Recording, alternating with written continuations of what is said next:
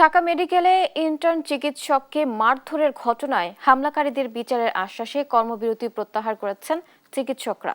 গত রাতে 1:30টার দিকে ঢাকা মেডিকেল কলেজ হাসপাতালের মেডিসিন বিভাগে এক রোগীর মৃত্যুর ঘটনায় ইন্টার্ন চিকিৎসকদের মারধর করে রোগীর স্বজনরা।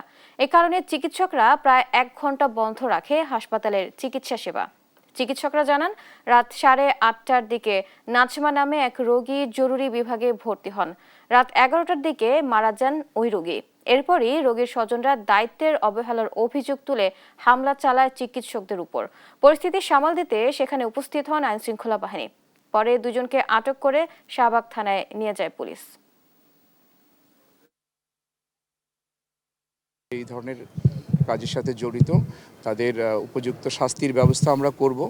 আমাদেরকে একটু সময় দেওয়ার জন্য তাদেরকে রিকোয়েস্ট করেছি যে আমরা সকালে ইনস্ট্যান্ট যাতে শাস্তি দেওয়া যায় সেই ব্যবস্থা আমরা করব, এবং দুইজনকে আমরা অ্যারেস্ট করে রেখেছি, থানায় আছে, শাহবাগ থানায়। তাদেরকে ইনস্ট্যান্ট শাস্তির ব্যবস্থা করলে ওনারা বলেছেন যে ওনারা কর্মবিরতিতে যাবেন না।